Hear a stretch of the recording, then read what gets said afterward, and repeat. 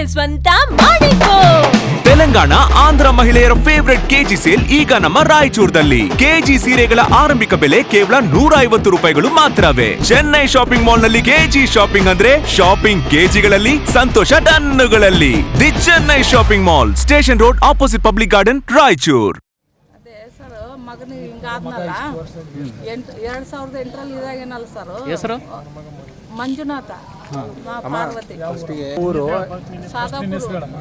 ಪಾರ್ವತಿನ ಮಂಜುನಾಥ ಅವ್ರ ತಾಯಿ ಸರ್. ನಾನು ವೀರಯೋಧ ಅದೇ 12 ವರ್ಷದಿಂದ ತಿರುಗಿನ ಸರ್ ನಾನು DC ಆಫೀಸ್ಗೆ. ಏನಕ್ಕೋಸ್ಕರ ತಿರುಗಿದ್ದು? ಲ್ಯಾಂಡ್ ಕೊಡ್ಬೇಕಂತ.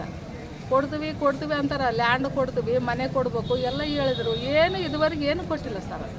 ಅಂದರೆ ಮೊನ್ನೆ DCLಗೆ ಹೋದ್ರೆ ಅವರು ಆಯ್ತಮ್ಮ ಕೊಡ್ತೀವಿ, ತಹಸೀಲ್ದಾರ್ಗೆ ಹೇಳ್ಯಾರ ಒಂದು ಸ್ವಲ್ಪ ಭೇಟಿಯಾಗಿ ಬರ್ರಮ್ಮ, ಆಯಿತು ಜಲ್ದಿ ಮಾಡಿ ಕೊಡ್ಬೇಕು, ಅಮ್ಮಗ ಭಾಳ ಇದು ಸ್ಪೆಷಲ್ ಕೇಸು ಮಾಡಲೇಬೇಕಂತ ಹೇಳ್ಯಾರ ಸರ್. ಕೊಡ್ತೀವಂತ ಹೇಳ್ಯಾರ. ಈಗ ಅದೇ ತಹಸೀಲ್ದಾರಲ್ಲಿ ಬಂದೀನಿ ಸರ್. 2008ರಲ್ಲಿ ಸರ್ ಆಗಿರೋದು. 2008ರಲ್ಲಿ ಇಲ್ಲಿ ವಿಗ್ರಹ ಐತಲ್ಲ ಸರ್ ನಮ್ಮ ಮಗಂದು. ಕರೆಕ್ಟ್ 2008ರಿಂದ ನೀವು ಇಲ್ಲಿ ತಾನು ಕೇಳ್ಕೊಂತ ಬಂದಿರಿ? ಹೌದು ಸರ್, ಕೇಳ್ಕೊಂತ ಬಂದೀನಿ. ಅದಕ್ಕೆ ಏನಂತಾರಮ್ಮ? ಕೊಡ್ತೀವಿ. ಭೂಮಿ ಇಲ್ಲ, ರಾಯಚೂರು ಜಿಲ್ಲೆದಾಗೆ ಭೂಮಿ ಇಲ್ಲ ಅಂತ ಹೇಳ್ತಾರೆ ಸರ್ ಅವರು. ಯಾರು ಹೇಳ್ತಾರಮ್ಮ? ಅಲ್ಲಿ DC ಆಫೀಸ್ನಾಗ ಸರ್. DC ಆಫೀಸ್ನಾಗ ಆವಾಗ್ಲಿದ್ದ ಹೇಳ್ಯಾರ ಸರ್. ಈಗ ಬಿಡು ಅವರು DC ಹೇಳ್ಯಾರ, ಆಯ್ತಮ್ಮ ಕೊಡಿಸ್ತೀನಿ, ಕೊಡ್ತಾರೆ, ಕೊಡಲೇಬೇಕಂತ ಹೇಳ್ಯಾರ ಸರ್ DC.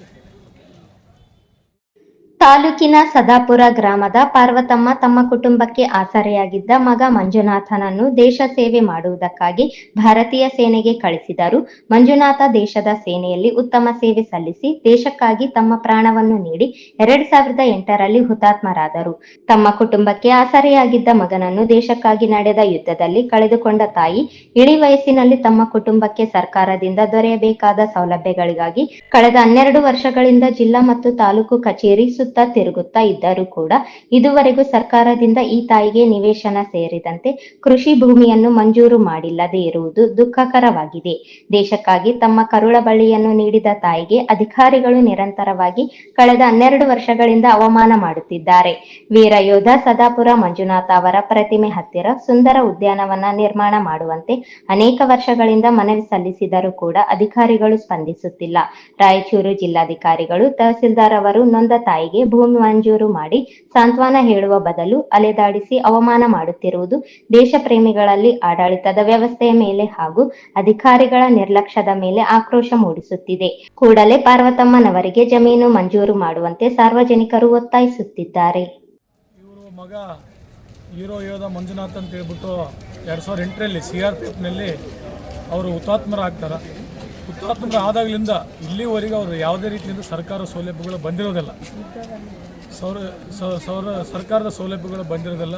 ಹಾಗಾಗಿ ಆ ತಾಯಿ ಇವತ್ತು DC ಆಫೀಸ್ ಆಗಿರ್ಬೋದು, AC ಆಫೀಸ್ ಆಗಿರ್ಬೋದು, ಸಂಬಂಧಪಟ್ಟ ತಹಸೀಲ್ದಾರ್ ಆಗಿರ್ಬೋದು, ಸುಮಾರು 15-16 ವರ್ಷದಿಂದ ತಮಗೆ ಬರ್ತಕ್ಕಂಥ ಸವಲತ್ತುಗಳನ್ನು ನಮಗೆ ಮಾಡಿಕೊಡ್ರಿ ಅಂತ ತಿರುಗಾಡ್ತಿದ್ರು ಕೂಡ ಕೆಲವು ಅಧಿಕಾರಿಗಳು ಆರಿಕೆ ಉತ್ತರಗಳು ಕೊಡೋದು. ಸಪೋಸ್ ಅಂದರೆ ಗೌರ್ಮೆಂಟ್ ಕಡೆಯಿಂದ ಅವ್ರಿಗೆ ಭೂಮಿ ಕೊಡಬೇಕು, ನಿವೇಶನ ಕೊಡಬೇಕು.